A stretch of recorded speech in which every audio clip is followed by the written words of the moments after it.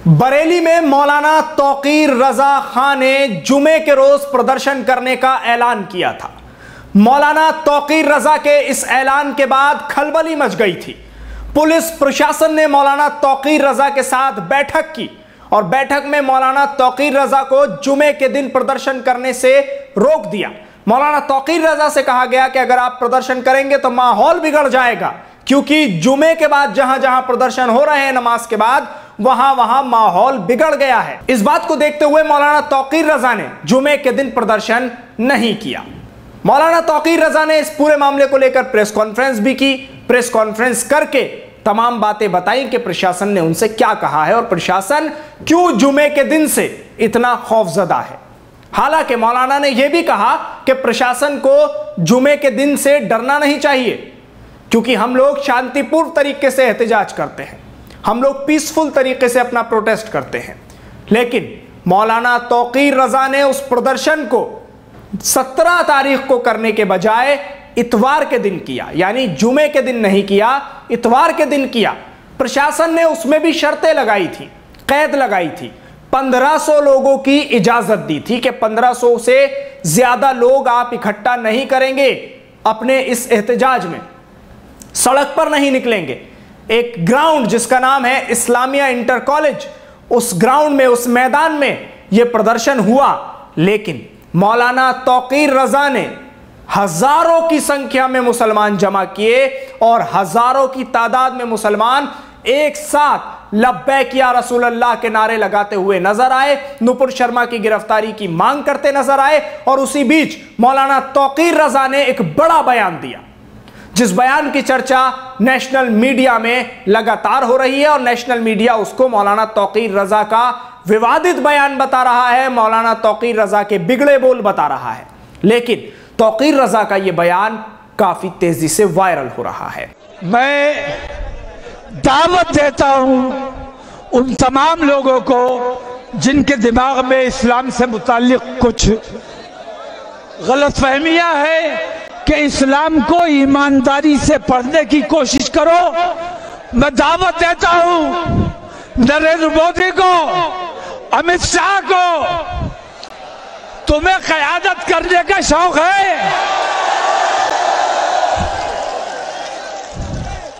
मैं दावत देता हूं, हम तो वो है कि हमारे यहां ऊंच नीच नहीं है, छोटा बड़ा नहीं है। हमारे यहां सफाई कर्मी भी जब नमाज के वक्त मस्जिद में साफ होकर दाखिल होता है तो हमारे बराबर खड़ा होता है। हमारे यहाँ जूती काटने वाला जब नमाज के वक्त में मस्जिद में आता है तो हमारे साथ खड़ा होता है, हमारा भाई है। हमारे यहाँ कोई तासुब नहीं है, हमारे यहाँ कोई ऊंच नीच नहीं है। मैं दावत देता हूँ कि इस्लाम को समझो, इस्लाम की तरफ मुतवज्जा हो जाओ। इस्लाम ही दुनिया में अमन व अमान कायम कर सकता है। नरेंद्र मोदी, अगर तुम ईमानदारी से मोक्ष का रास्ता चाहते हो, मोक्ष के मार्ग पर आना चाहते हो, तो दुनिया में वाहिद इस्लाम है जो निजात का रास्ता है। निजात के रास्ते पर आ जाओ, तुम्हारा दुनिया भी अच्छी हो जाएगी और तुम्हारा दीन भी अच्छा हो जाएगा। तुम्हें क़यादत करने का शौक है, हाकिम बनने का शौक है। हम बताते हैं कि कैसे हाकिम बनते हैं। तमाम मुसलमानों से मुखातिब हूं। हजरत उमर याद है, पूरी तफसील याद है। हजरत उमर जब हालत कुफ्र में थे तो नबी के सबसे बड़े दुश्मन थे, हैं? हर वक्त तलवार लेके घूमते थे कि जहां मोहम्मद सल्लल्लाहु अलैहि वसल्लम जहां मिल जाएंगे कत्ल कर दूंगा।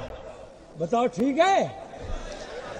ईमान ले आए, कलमा पढ़ लिया तो मुसलमानों ने अपने सर पे बैठा लिया और खलीफा बना दिया। तो आओ नरेंद्र मोदी, कलमा पढ़ो, हम भी तुम्हें अपने सर पे बैठाने को तैयार हैं। खबर यह है कि मौलाना तौकीर रजा पर FIR दर्ज हो गई है। मौलाना तौकीर रजा खां पर धारा 144 का उल्लंघन करने को लेकर एक FIR दर्ज हो गई है, जिसमें 188 के तहत मौलाना के खिलाफ मुकदमा दर्ज कर लिया गया है। इस पूरे मामले पर एसएसपी बरेली क्या कह रहे हैं, सुनिए।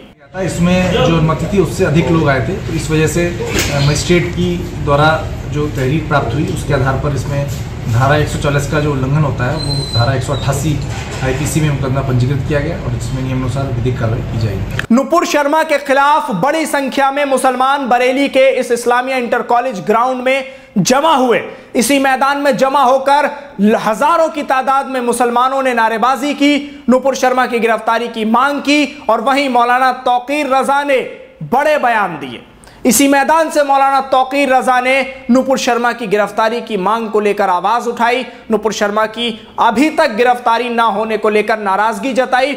मुसलमानों में गुस्सा इतना भरा हुआ था कि आवाज नारेबाजी की मानो आसमान से टकरा रही थी। मौलाना तौकीर रजा के समर्थक बड़ी तादाद में इस्लामिया इंटर कॉलेज में जमा हुए थे। पुलिस ने 2 लोगों के खिलाफ इस पूरे मामले में मुकदमा दर्ज किया है।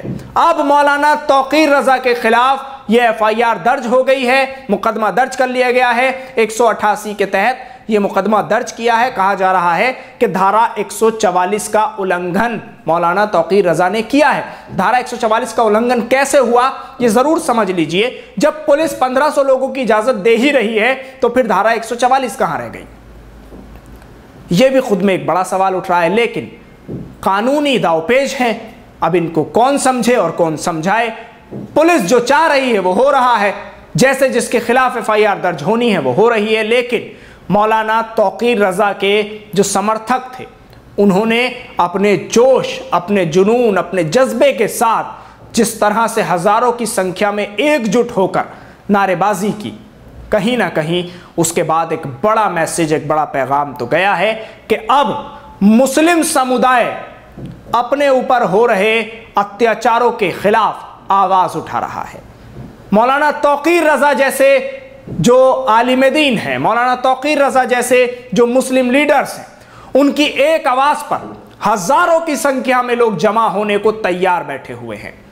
मौलाना तौकीर रजा ने अपने जलसे से खिताब करते हुए यह बड़ा ऐलान भी किया है कि सिर्फ बरेली नहीं बल्कि देश के अलग अलग कोनों में, हर जिले में, हर सूबे में इसी तरह से एहतजाजी जलसे, एहतजाज, प्रदर्शन, प्रोटेस्ट होने चाहिए और गुस्ताखे नबी को सजा मिले, ऐसी मांग करनी चाहिए।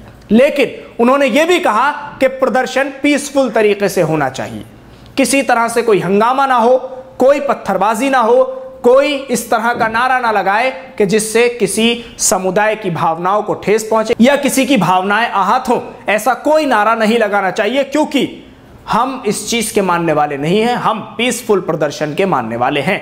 तो अब मौलाना तौकीर रजा को लेकर यह बड़ी खबर है कि मौलाना के खिलाफ एफआईआर दर्ज हो गई है, मौलाना के खिलाफ मामला दर्ज कर लिया गया है। पुलिस प्रशासन का कहना है कि 1500 लोगों की इजाजत दी गई थी, लेकिन हजारों की संख्या में मुसलमानों को जमा कर लिया, इसलिए धारा 144 का उल्लंघन मौलाना तौकीर रजा खान ने किया है और मौलाना के खिलाफ इस मामले में कार्रवाई भी होगी।